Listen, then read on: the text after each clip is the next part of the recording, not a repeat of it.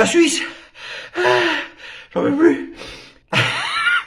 Je crois que c'est la plus mauvaise intro de ma vie. Oui, je crois, hein. Je me demande si j'étais pas le plus ridicule du monde aujourd'hui. Enfin, vous savez les gars, je me suis mis sur mon 31. Pourquoi? On a gagné encore un combat, on gagne des batailles, pas encore la guerre. Mais c'est parti. Bravo les Suisses! Ouais! C'est parti. En Suisse, ben voilà, à partir d'aujourd'hui, plus de masques, plus de passes, plus rien. Ça fait du bien, hein. Et je sais qu'il y a beaucoup de Suisses qui me suivent parce que j'ai reçu 150 000 messages cette nuit. Oui, j'ai reçu 150 000 messages pour me dire Monsieur Cuvelier, c'est bon, on n'a plus de passe. Oui, je sais, t'es le 149 998e qui me le dit. Donc je le sais. Mais c'est magnifique. C'est génial. Donc voilà, allez les gars, on y va. Hein. Quand je pense qu'on dit que de la Suisse que vous êtes lent, je vois. Vous êtes les premiers à tirer ça dans le petit cercle des amis. Ah oui, bravo. Allez, on lâche rien, on continue. Parce qu'il y a aussi l'Autriche qui va lever toutes les mesures à partir du 5 mars. L'Autriche, hein. C'est quand même, ouais, pas mal, hein, les gars. Donc, oui, donc l'Autriche lèvera toutes les mesures, à l'exception du port du masque à certains endroits. Oui, parce que ils ont beau être gentils, il faut encore rester cons. Oui, parce que le virus, il attaque que des endroits maintenant. Oui, là on te dit c'est bon, tu peux l'enlever. Oui, il attaque pas là. Là, oui, hein. Fais gaffe, hein, Jean-Louis. Oui, là il attaque, hein. Mais une fois que tu vas là, tu peux le retirer. Il attaque pas, il vient pas là-bas. Oui, il a pas son abonnement. Ah, voilà, c'est pour ça. Donc c'est génial. Et les Pays-Bas aussi à partir du 25 février. Alors, Pays-Bas, Autriche, la Suisse. Alors, la Belgique, ça arrive. La France, ça arrive. Gabriel Attal a dit aussi qu'ils allaient retirer toutes les restrictions sanitaires. Ah oui, les amis, ils ont peur, hein. Mais oui, ils ont peur. Vous savez, ceux qui se moquent du convoi de la liberté, ceux qui se moquent de tout ça, c'est bien, hein, c'est légitime, hein, vous avez le droit de vous moquer. Mais je suis quand même convaincu que il y a quand même une part du convoi de la liberté qui nous a amené à ça, à cette liberté-là. Parce que là, je pense que depuis le Canada, ça marche pas. Ils ont vu que ça marchait pas. Ils ont vu que ça prenait de l'ampleur en France. Ils ont vu que ça prenait de l'ampleur à Bruxelles. Ils se sont dit, les gars, on va stopper là, parce que là, ça va être vraiment une guerre civile. Donc, ils se sont dit, on va vite arrêter. Comme par hasard, il y a un week-end, et dans la semaine, on retire le pass sanitaire. Oui. Non, ça n'a rien à voir avec le convoi de la liberté. Non, pas du tout. Non, c'est le gouvernement. Ah oui, c'est ce salopard. Oui, Olivier Véran, là, ce salopard a dit, voilà, je pense que tout ce que le gouvernement a mis en place, ça fonctionne. C'est pour ça que certaines restrictions ont été proposées et que ça a marché. C'est pour ça que le virus diminue. Oh, le salopard, ouais, il met tout sur son dos. Ouais, c'est grâce à moi. Ouais, c'est grâce au gouvernement, pas du tout grâce à vous. Hein. Non, vous n'y êtes pour rien, c'est juste nous. 3 pecnos, grâce aux 3 pecnos, c'est des milliards de gens qui se sont sauvés. Oh, allez, bande de fous. Hein, on est bientôt le 13 mars. Le 13 mars, c'est quoi? Ça fait 2 ans que cette couillonnade a commencé. Et oui, il dit 2 ans. Dit, j'ai échappé belle. Hein. Je me demande si je suis pas King Kong. Ben oui. Attends, j'ai jamais mis de masque. J'embrasse tout le monde. J'ai fait plein de fêtes. J'ai pas fait de vaccin. J'ai fait le Covid. Et je suis toujours là. King Kong. Ouais, je crois que je dois avoir du King Kong en moi.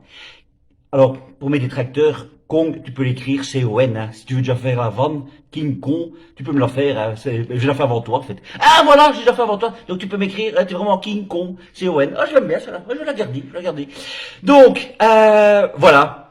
C'est, les choses avancent. Et ça fait du bien, Faut pas être dupe, les amis. Faut pas être dupe, hein. En France, les élections vont arriver. Après les vacances, il va encore passer. On le sait. Mais pour l'instant, c'est une bataille qu'on gagne. C'est toujours bien. C'est toujours bien. Vous savez, dans les guerres avec des fusils, ils avancent, hein, tout doucement. Ici, c'est pareil, on avance tout doucement pour gagner. Donc, ils commencent à sentir que le vent tourner. Donc, ça, c'est bien. Ça fait du bien. Ah ouais, moi, je sais que ça fait du bien. Allez, on continue. Bruno Attal, ça c'est beau, ça aussi. Bruno Attal a déclaré chez Berkoff, par rapport au flic, hein, quand on va dans les cités, on nous donne de la munition qui ne tape pas trop fort, mais on a changé les munitions pour les gilets jaunes. C'est avoué sur une grande chaîne de radio quand même, hein, chez Berkoff. Quand on va dans les cités, on nous donne la munition qui ne tape pas trop fort, mais on a changé les munitions pour les gilets jaunes. Tu te rends compte? Les gilets jaunes, c'est un peu comme le convoi de la liberté, hein. T'imagines? Bon les gars, on va sur les Champs-Élysées ce week-end. Kalachnikov, bombe lacrymogène. De quoi? Ah, c'est pas les Champs-Élysées qu'on fait. Seine-Saint-Denis. Ah ouais. Ah, dans les cités. Bon, les gars, on prend des ballons en mousse. Ouais. Ouais, on prend des ballons en mousse et des ballons de ping-pong. Oui, et vous les jetez à la main, hein, les gars. Ouais, pas avec un fusil, hein. Non, vous les jetez comme ça, à la main. D'accord? Ah, voilà! T'imagines? Ça, on en apprend des choses quand même, hein. Et c'est par des flics, hein, qu'on apprend ça. On en apprend des choses. Alors, ah oui, on a appris aussi, ça c'est dangereux, les gars. C'est une première alarme. Attention, hein. On nous fait de nouveau peur, hein. Les personnes ayant été infectées par le Covid risquent 2 fois plus de souffrir d'un problème cardiaque. Oh! Mon Dieu! Ah, le Covid tue plus maintenant. C'est la crise cardiaque? D'accord, ok. Oui, ça ne finira jamais. Oui, ah oui. Donc maintenant, vous le savez, quoi. Donc si vous avez une crise cardiaque, c'est le Covid. C'est parce que vous avez eu le Covid. Sauf qu'évidemment, hein, ils préparent bien le terrain, les gars. Hein. Ils sont pas cons, hein. Super lucide à piger le principe. Mais bon, on sait que c'est les vaccins qui créent les crises cardiaques. Hein, puisque dans le monde, je crois qu'on a tous eu le Covid. Mais oui, on a tous eu le Covid. C'est clair. On l'a tous eu. Donc, si on meurt d'une crise cardiaque ou d'un problème respiratoire, c'est le Covid, les gars. Bon, c'est bizarre, quoi, parce que, allez, j'ai fait le vaccin, t'es sûr que c'est pas le vaccin, c'est le Covid, voilà. Donc, il prépare bien le terrain. Bravo, les gars. Bien joué, de nouveau. Alors, vous êtes intelligents, bien joué. Alors, qu'est-ce qu'il y a d'autre? Oui, comme je disais, voilà, il y a 4 provinces du Canada qui refusent aussi la dictature de Justin Trudeau, pardon, Trudeau. Oh non, déjà dit, j'ai flashé, voilà. De nouveau dans la grossièreté, j'ai flashé. Donc, 4 provinces du Canada refusent encore la dictature de Trudeau, ça c'est génial. Et hier, ou avant-hier, la vice-premier, écoutez bien ce qu'elle dit, hein. La vice-premier ministre du Canada et ministre des Finances a déclaré en vertu de la loi sur les mesures d'urgence, les banques peuvent immédiatement geler ou suspendre des comptes bancaires sans ordonnance du tribunal. Vous vous rendez compte?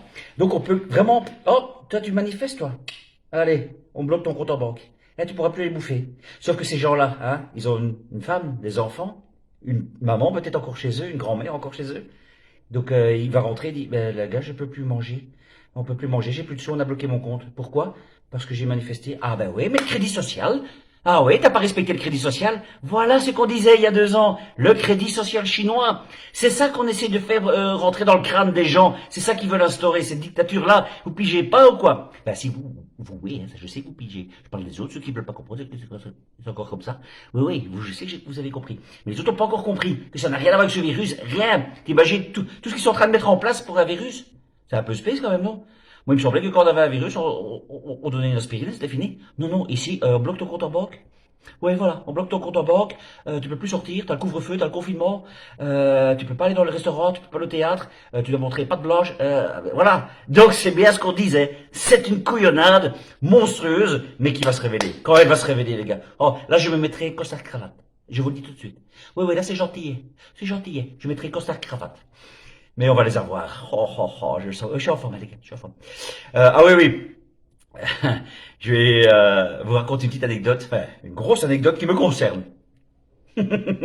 Alors déjà deux. Hier, pas plus tard qu'hier, ma femme a appelé l'orthophoniste. Non, l'ORL, parce que ma femme est sourde d'une oreille de naissance. Donc elle a appelé l'ORL parce qu'elle a perdu son petit appareil, voilà, qu'elle met ici dans le crâne. Enfin, c'est tout un système pour qu'elle entende un peu mieux. Donc elle est sourde. Donc elle a appelé son ORL qu'elle connaissait évidemment depuis des années. Et elle a appelé et elle veut prendre rendez-vous. Évidemment, qu'est-ce qu'on lui demande? D'accord, mais vous venez avec votre masque. Vous venez... ah non, je mets pas le masque. Ah bon? Et ils sont tous perdus quand tu dis ça. Ah, mais il faut... vous avez le CST? Ah non, pas du tout. Ah, vous n'êtes pas vacciné alors? Ah non, pas du tout. Ah,